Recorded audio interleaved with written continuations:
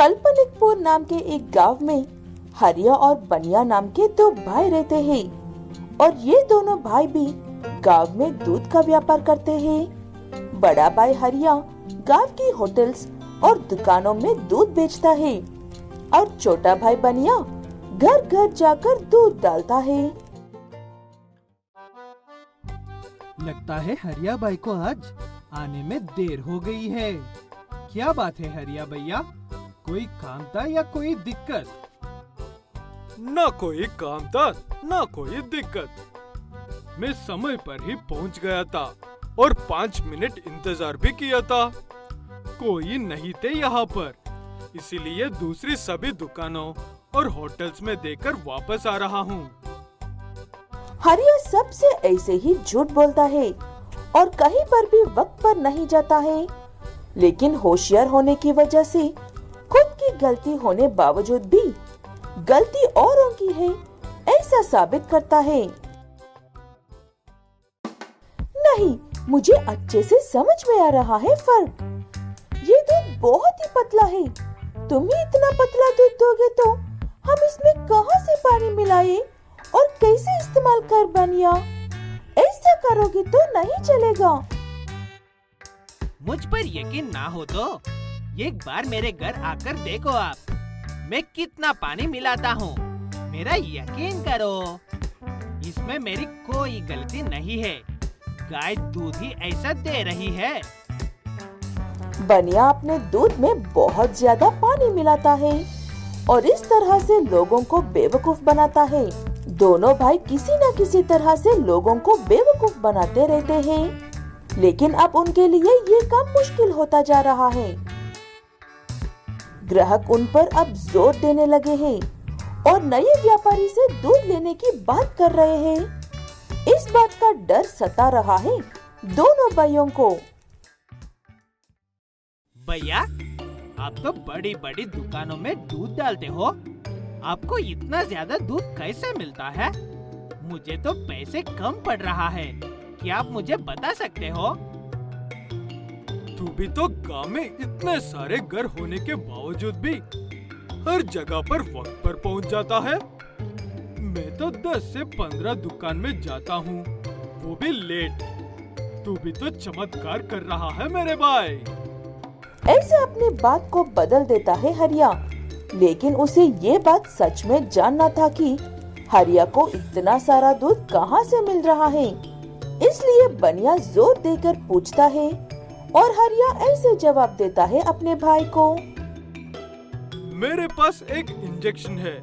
वो इंजेक्शन गाय के देने से गाय बहुत ज्यादा दूध देती है। इंजेक्शन देने वाले ने कहा था कि इस गाय की थोड़ी सी उम्र कम हो जाएगी, लेकिन किसी को कोई नुकसान नहीं होगा और पैसे भी अच्छे कमा सकते हैं। फिर तो ये बहुत अच्छी बात है। मुझे इसके बारे में पहले क्यों नहीं बताया भैया? अकेले अकेले ही बड़े आदमी बनना चाह रहे थे क्या?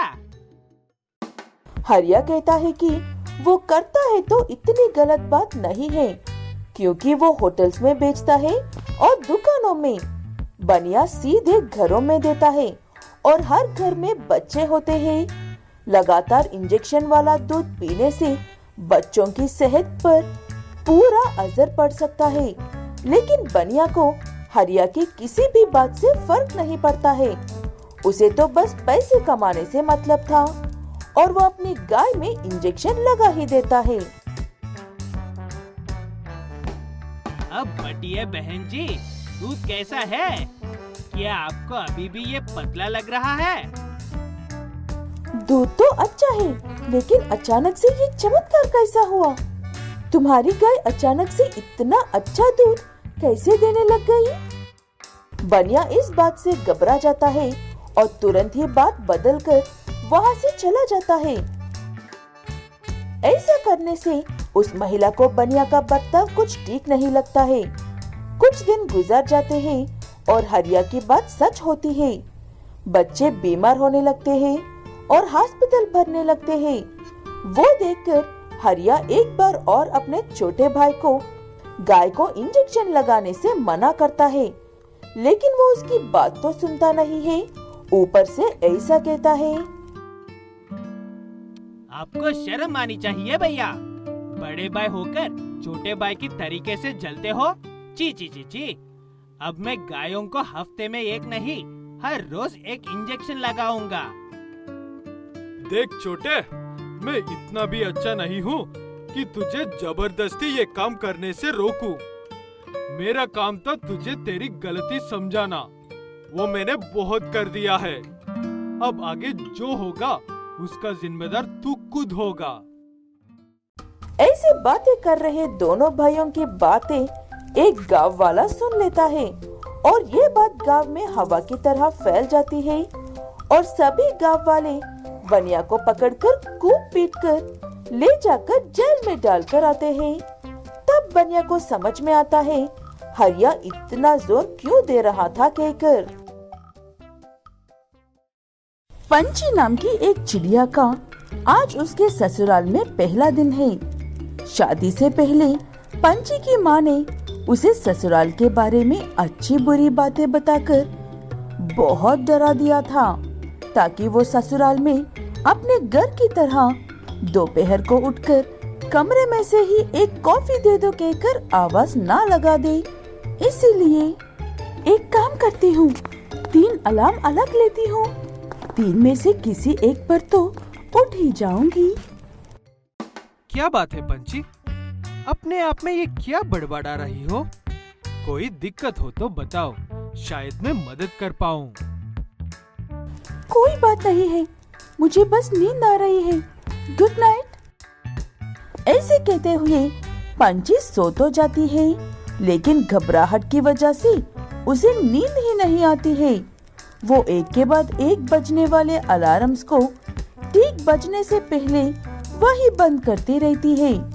ऐसे आखिरी अलार्म भी बंद करके घर की सफाई करने लगती है और सबके जागने से पहले ही सारे काम करके गर्मा गर्म नाश्ता भी बनाकर ऐसे सोचने लगती है, सारे काम हो गए हैं, अब मैं जाकर सुकून से सो सकती हूँ। मुझे इसी डर से रात भर नींद नहीं आई थी। ऐसे कहकर पंची चिड़िया जाकर सुकून से सो जाती है। वो अच्छी नींद में होती है और सारे परिवार वाले उठकर अपने नीचे काम कर रहे होते हैं। तभी मंच चिड़िया से उसकी माँ पंची चिड़िया के बारे में पूछती है। मंच कहता है कि वो तो अभी तक सो रही है और लगता है कि उसे जगाने की जरूरत है, ऐसे देर तक सोने से नहीं चलेगा। तब मंच की माँ, अरे बेवकूफ, बहू तो कब का उठ गई थी, उनसे ही तो घर का सारा काम करके तुम्हारे लिए नाश्ता भी बना कर रखा है, सोने दे बहू को और कुछ देर, कुछ भी नहीं होगा। ठीक है कहकर पति मंच भी अपनी पत्नी को उठाने की कोशिश नहीं करता है। पंची आराम से दोपहर को उठती है और मुंह हाथ धोकर खुद के लिए चाय बनाकर पीते हुए बैठ जाती है। सास आकर उससे अच्छे से बात करती है। हो गई बेटा तुम्हारी नींद? नींद अच्छे से आई थी या कोई दिक्कत थी? नई जगह में मुझे नींद ठीक से नहीं आती है, इसलिए पूछ रही हूँ।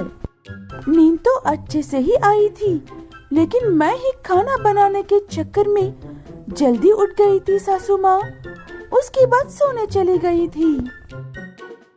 सासू माँ कहती है कि कोई बड़ी बात नहीं है, उसे घबराने की जरूरत नहीं, वो इस घर को पूरी तरह से अपना घर समझ सकती है।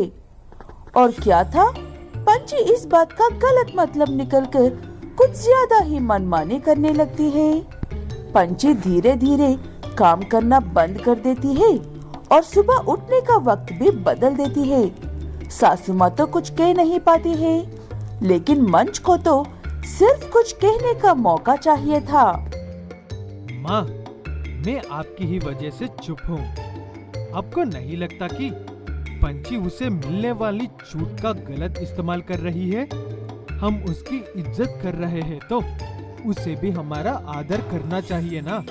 मैं बूढ़ी हो गई हूँ बेटा, इस उम्र में बहू से झगड़ा करके बेघर नहीं होना चाहती हूँ, इसलिए चुप हूँ। अगर तुम्हें भी सही नहीं लग रहा है तो जाकर अच्छे से बात करो अपनी पत्नी से, गुस्से में कुछ मत कहना। ठीक है कहकर जाकर मंच अपनी पत्नी से एक बार अच्छे से बात करके देखता है, लेकिन बहुत देर हो गई थी। पंची अब किसी भी बात को सुनने के होश में नहीं थी। पंची अपने पति को भी बिल्कुल उसी तरह से जवाब देती है जिस तरह से वो पाले माँ बाप को देती थी। इतने दिनों से तो सब ठीक ही था ना, अब आपको मुझसे प्रॉब्लम क्यों होने लगी है? माँ जी ने तो कभी भी कुछ नहीं कहा है, आप ही सुना रहे हो मुझे बातें। ये बिल्कुल भी अच्छी बात नहीं है। ये बात करने का कौन सा तरीका है पंची? मुझे नहीं पता था कि तुम्हारा व्यवहार ऐसा है। अगर तुम्हें इस घर के हिसाब से रहना नहीं आता है तो तुम जा सकती हो अपने घर वापस। ये बात सुनते ही पंची का दिमाग खराब हो जाता है और वो तुरंत ही अपना सामान बंद करके माँ के घर चली जाती है, लेकिन वहाँ पर भी ताला लगा था। पंची के माँ बाप कहीं गई हुई थी और कब आएंगे इस बात का भी कोई अंदाजा नहीं था उसे। लगता है माँ और पिताजी बाहर गए हुए हैं, उन्हें आने तक यहीं पर इंतजार करती हूँ।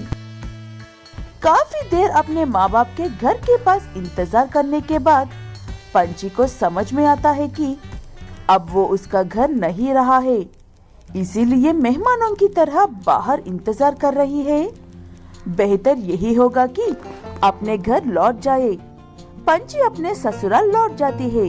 उसे वहाँ पर वापस देखकर कोई भी अजीब बर्ताव नहीं करते हैं, सब साधारण तरीके से ही रहते हैं।